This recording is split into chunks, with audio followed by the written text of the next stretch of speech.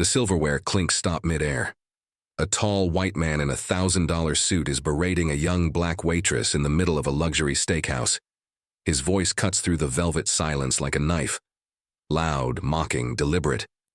She had brushed his shoulder while setting a glass of water, and now he's making a show of it.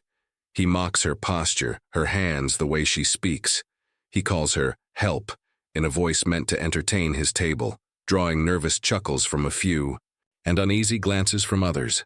She doesn't flinch, doesn't stammer, just stands there, still, hands folded at her waist, eyes low but unshaken. The manager watches from the corner but does nothing, because the man is a regular and rich. Then the man's gaze drops to her left hand. The glint of a unique, radiant-cut diamond ring stops him cold. His smirk collapses. His laugh dies in his throat. He stares like he's seen a ghost. No one knows why yet, but everything in the room has changed. Before we continue, I'd love to know, where are you watching from today? Comment below. The restaurant is called Alder and Birch, nestled in the heart of Midtown Atlanta, where valet drivers wear tuxedo vests and dinner reservations are booked weeks in advance. Everything about it whispers money. Mahogany trim, gold leaf menus, jazz humming softly through hidden speakers. The clientele are mostly older, mostly white, and mostly used to being served without question. The staff knows this, especially the black staff. There are only a few of them. Most are hidden in the kitchen behind swinging doors. The few who serve on the floor move carefully, speak softly, and stay out of the way. Not by policy, but by experience. Customers are polite until they are not. One complaint can erase a week's worth of flawless service. So the staff adjusts. She knows this well. She's in her early 20s, slim-framed with quiet eyes and steady hands. Her name doesn't carry yet. She's only been here 4 months. Moved from Savannah with dreams of becoming a nurse. This job was supposed to be temporary, just a way to save. But money stretches thin, and she's good at this. Quiet, observant, deliberate. She memorizes orders without writing them down, glides past tables like a shadow, clears glasses before they empty. She doesn't speak unless spoken to. And when spoken to, she uses sir and ma'am, not out of fear but out of armor. There's an art to disappearing in plain sight. And she's mastered it, but not everyone wants her invisible. The man at table 4 has noticed her before. A tech millionaire, always in expensive suits, always with a new crowd at his table, junior partners, clients, or politicians. He's loud, in the way powerful people often are, when they know they won't be challenged.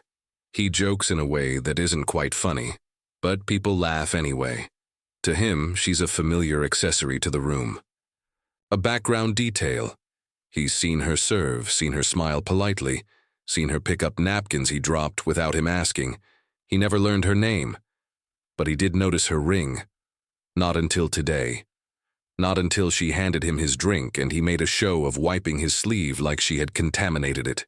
He had leaned back, exaggerated the gesture, grinned at his table, then paused, just long enough to catch the gleam on her hand. Back then it didn't register. Now, after mocking her in front of the room, after laughing at her voice, it will. But no one knows that yet. All they see is a young black woman doing what she always does, working hard, staying calm, shrinking herself so others don't feel uncomfortable. The other staff admire her, even if they don't say it out loud. She never gossips, never complains. When tips are short, she just folds her apron and walks home. What no one knows, what even her manager doesn't know, is who gave her that ring, and what it means. In Alder and Birch, silence protects power. But today, power is watching through silence. The evening rush has settled into its rhythm. Wine is poured, steaks are plated, and the soft hum of conversation drifts like smoke across the dining room. Table 4, however, is louder than the rest. Not because of celebration, but because one man insists on being heard. The waitress brings out the main course, a ribeye, medium rare, exactly how he ordered it. She sets the plate gently, placing the cutlery just right. But he's already decided to perform. He leans back in his chair, crosses one leg over the other, and says in a voice just loud enough to carry, "That's medium well." "You see the difference, sweetheart?" She looks at the steak. It is, in fact, medium rare. She says nothing, just nods slightly and asks, "Would you like me to bring the chef?" He laughs, not with her, at her. "No need, darling. You did your best. This place has a type." He lets his eyes slide over her. "You're doing great." The men at his table chuckle. One of them glances away, uncomfortable. Another sips his wine a little too fast. She simply nods again and turns to leave. The man isn't done. "Wait," he says, waving his hand as if dismissing a pet. "Where are you from? You got that southern schoolteacher voice. Real polite." She pauses. "Savannah." "Ah," he grins. "Knew it. Thought maybe Alabama, but you got that ocean drawl. My mama used to say, they speak soft when they want something." Another chuckle from the table. This time, no one joins. She says nothing. Not to confirm, not to deny. He keeps going. "My company's hiring, you know. We need receptionists, someone who can smile and answer phones. You could move up from this." He gestures around the dining room like it's a charity ward. The manager walks by, sees the tension, but only half pauses. His eyes meet hers briefly, then dart away. He doesn't stop. The waitress steadies the plates in her hand and steps away. She has perfected this kind of exit. Graceful, silent, efficient. She does not tremble, not even a flicker of her fingers. The man watches her walk, then turns back to his table. "See, that's what I like. Grace under pressure. Could teach some of our interns a thing or two. It's not the first time he's done this. Last month he mocked a busboy's accent. The month before he loudly complained about low standards. When a Latina hostess asked for his ID with a corporate card, the management never said a word. The man tipped heavily. He booked large tables. He knew he was safe. But tonight, something is different. Because when the waitress returns to clear the empty plates, he notices her ring again. This time, he really sees it. Not just the shine, but the shape, the design. A rectangular radiant cut, surrounded by a tight halo of diamonds. No branding, no mass production, just one of a kind. She sets a dessert menu in front of him and the stone catches the candlelight.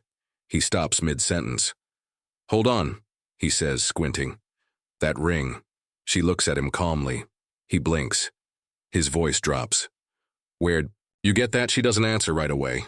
She folds the dessert menus, tucks them under her arm, then softly, "My husband gave it to me." The words hit like ice water. His smile falters.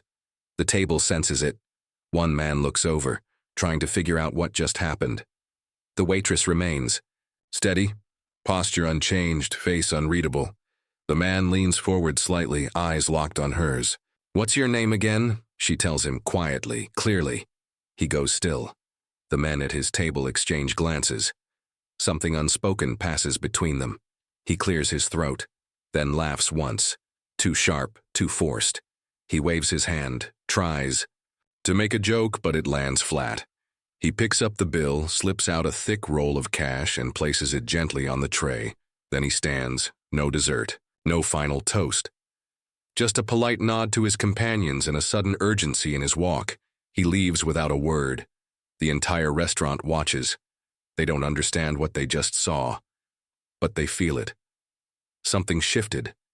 The manager appears at her side seconds later. "Everything all right?" he asks, unsure whether he's supposed to defend her or cover for the customer. She simply nods. "Yes, sir." She picks up the tray and walks back to the kitchen.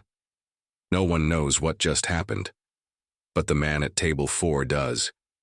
And soon, so will they. The night ends quietly, but the air carries weight. The man from table 4 never returns to his seat. He leaves behind half a glass of wine and the kind of silence that lingers long after someone's gone. His tablemates pretend not to notice. They settle the check with nervous smiles and quick glances toward the kitchen. One of them leaves without finishing his food. The others follow soon after. The manager doesn't speak to her that night. He watches her from across the room, unsure what he saw, unsure what he missed. He walks toward her once, stops midway, turns around. Whatever he thought about saying disappears. She finishes her shift like she always does, cleans the side stations, rolls silverware, ties up the trash and sets it by the door. The ring stays, on her hand, uncovered, undisturbed. The next morning, the manager calls her into the office. She walks in with her apron still tied. He gestures for her to sit. He is trying to read her. He speaks carefully, his words full of that polite managerial concern that means nothing and everything at once. He says a guest was uncomfortable, that her tone may have come off as reserved. He says she's usually a top performer. He says he wants to understand what happened. She listens, hands folded in her lap. Then she tells him the man's name. Slowly, clearly. The same name from headlines months ago.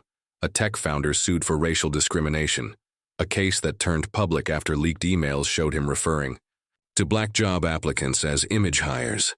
The case that dragged out for over a year, until a young civil rights attorney buried him in court.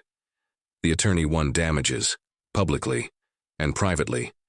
And with that settlement, he bought his wife a custom ring. One of a kind. A design that matched her hands, her strength, her silence, that ring, the one the man recognized. The manager sits back. His mouth opens slightly, then closes. There is nothing else he can say. She thanks him for the opportunity to explain. Then she stands, opens the door, and returns to work.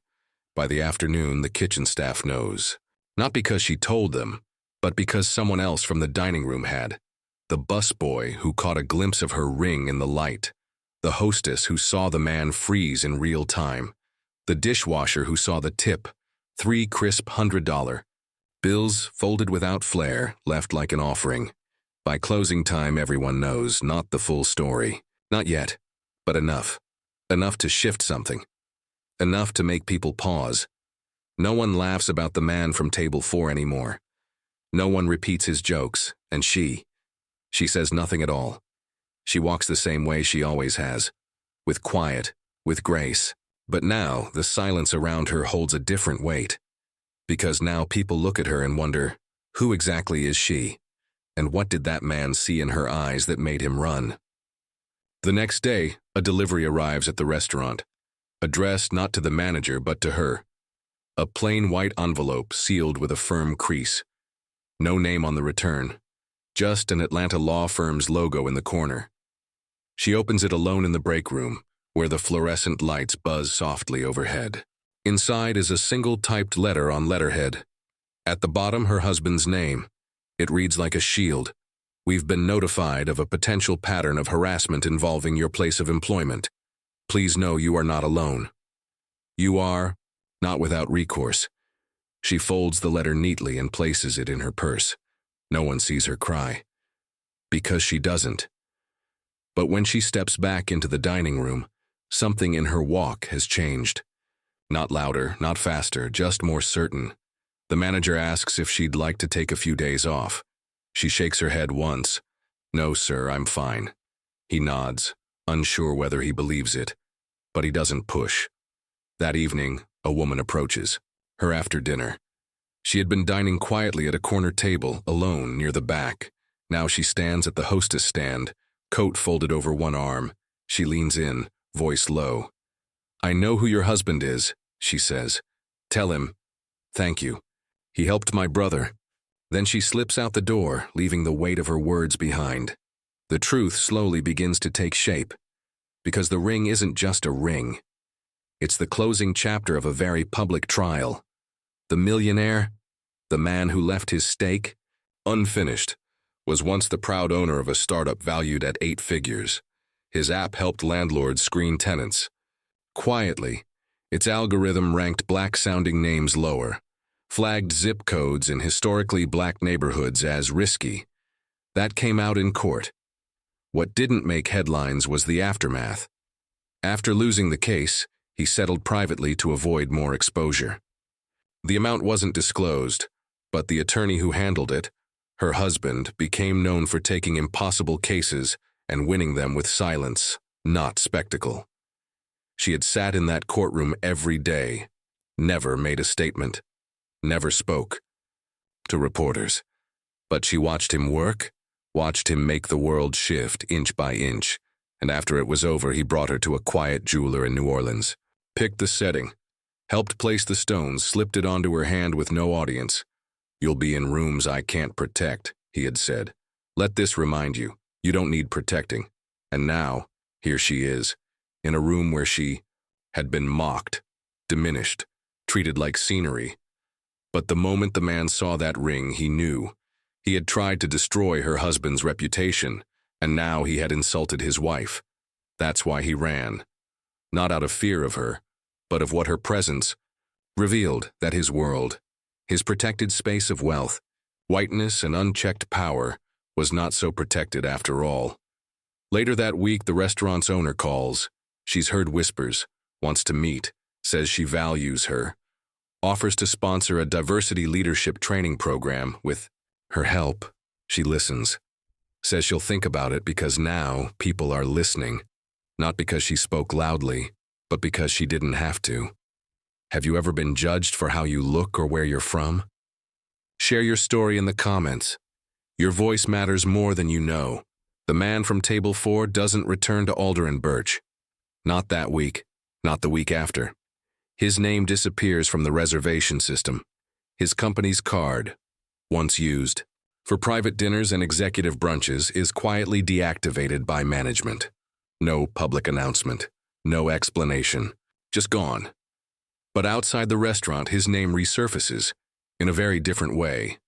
A food blogger posts a vague account. "High-end steakhouse drama last week. Major tech name got up and ran after insulting a waitress. Anyone know what happened?" Comments roll in. At first, speculation. Then confirmation. A former hostess chimes in. "Same guy who called me colored in 2022. Management did nothing." Another. "He once told a friend of mine to smile more and tipped her $5 on a $300 bill." The dam breaks slowly. But then all at once, stories pile up. Not wild accusations, just quiet, familiar ones. The kind people brush off, the kind people live with. Until someone else speaks, and now someone has, without saying a word. The story spreads to a local paper. The journalist pieces it together. A known tech millionaire, a discrimination lawsuit, and a waitress with a distinctive ring, recognized. In silence, no names are printed, but those who need to know, know. Even inside the firm, people talk. She never asked for this, never posted, never shared. But now that the light is on, she doesn't step away.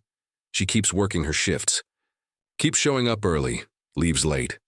Watches how her co-workers change, how the manager speaks slower, with more care. How staff meetings now include phrases like cultural sensitivity and equity awareness. A DEI consultant appears. One morning, clipboard in hand. The change isn't dramatic, but it's real. And outside Alder and Birch, other doors begin to open. A letter arrives from the Atlanta Restaurant Alliance, an invitation to speak at a closed session on racial bias. In hospitality, she declines, politely. Then another comes, this time from a Black-owned hospitality group. They're building a leadership pipeline for staff of color. They ask if she'll help design the curriculum. This time she says yes. She spends Saturdays in their training center, walking young hosts and servers through role-play scenarios. Not teaching them how to endure, but how to hold their ground. How do you respond when a customer calls you girl? One trainee asks. She answers without raising her voice. By knowing who you are before they speak, her presence calms the room. Not because she says anything profound, but because she lives the lesson. Meanwhile, the tech millionaire makes one last attempt at control. He sends a letter to Alder and Birch's ownership through a legal team, claims defamation, mentions harmful rumors. The owner doesn't respond in writing, but a new line appears in their guest policy. We reserve the right to refuse service to anyone whose behavior disrespects or endangers our staff. It's subtle. No press release, no hashtags. But the high message is clear. She notices it on the printed menu one night, tucked beneath the wine list. She folds it back gently. continues pouring water for table 7. The reckoning isn't fire and fury. It's stillness, policy, consequence, and it spreads further than anyone expected. 2 months later, a law school hosts a panel on implicit bias in professional spaces. Her husband is invited. He declines but suggests a replacement speaker. She walks into the auditorium in soft blue, takes a seat at the front, and speaks for exactly 10 minutes. She doesn't talk about the restaurant, she talks about silence. And how sometimes silence holds more than pain. It holds power. Alder and Birch doesn't announce its changes. It just becomes a different place. The hostess stand is no longer all white. New hires come from different neighborhoods, speak with different rhythms, wear their hair natural. The manager no longer skips over names when assigning prime tables. The kitchen staff, once invisible, is now invited to the staff huddles before each dinner rush. Respect, once rationed, begins to flow evenly. No protests, no boycotts, just a quiet renovation of culture from the inside out. The waitress is offered a new role. Front of house staff coordinator, better pay, set hours, more voice.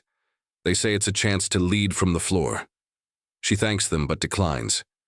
I came here to work, she says, not to be a symbol. She chooses her lane, a steady rhythm, same shift, same station. But everything around her moves differently now. The manager, once reluctant, now careful, starts asking questions instead of giving orders. He shadows her once during service, notebook in hand, and for the first time he listens more than he speaks. A few weeks later, she gives a short talk at the new staff orientation. She doesn't mention the man, the lawsuit, or the ring. She talks about how dignity can live in your hands, even when they're carrying plates. You don't need to prove your worth, she says. You just need to protect it. Across the city, her influence stretches. The Black-owned restaurant group she joined launches a pilot program called Still Standing, leadership development for women of color in service industries. She becomes its quiet spine. She doesn't take credit, doesn't want a title. She leads by presence. Once a month, she visits a community center near the edge of the city, teaches young women how to manage difficult customers without shrinking. Not just scripts and strategies, but how to breathe through it, how to stand without apology, how to wear a ring not as decoration, but as reminder. Meanwhile, her husband never speaks publicly about the incident, but his work grows. Quietly, steadily. More clients, more cases, more wins. His firm becomes known not for spectacle, but for results. Their home remains peaceful. Dinner at the same table. Laughter when it matters. Silence when it heals. One evening after the dinner rush, the new waitress sits beside her in the break room. She's flustered. A customer called her sweetheart 3 times and tapped the back of her hand like she was furniture. I wanted to say something, she whispers, but I didn't want to get sent home. The older waitress looks at her. Did you shrink? She asks. The girl shakes her head. No, I stood there, I smiled, but I didn't shrink. That's enough, she replies. Not every win looks like justice. Some look like survival, and still the world shifts. At Alder and Birch, a line is crossed off the orientation packet. The guest is always right. In its place, a new one appears. Staff are not required to tolerate disrespect. It's just one sentence, small, unannounced, but she sees it, reads it, folds the paper and slides it into her bag. The man who mocked her may never face public shame. He may still have money, contacts, dinners of his own. But here, in the room where he once held power, his name holds no weight, only hers does, and though no one says it, everyone knows. She changed the room, without raising her voice. Months pass. The restaurant glows softer now, not in its lighting, but in its posture. People speak more carefully, managers listen more closely, staff walk taller. The change didn't come with a press release or a scandal. It came with quiet choices, one shift at a time. Her name still doesn't appear in headlines. She's never tagged in the social posts that hint at the story. But among those who were there, those who felt the shift, she is remembered. The dishwasher calls her Miss Grace. The new host says she trained him just by walking past. And every time someone looks twice at the guest policy, they remember who made that line necessary. She wears the ring every day, not for the stone, but for what it represents. The choice to remain steady when someone tried to undo her. The power of knowing she didn't need to shout to be heard.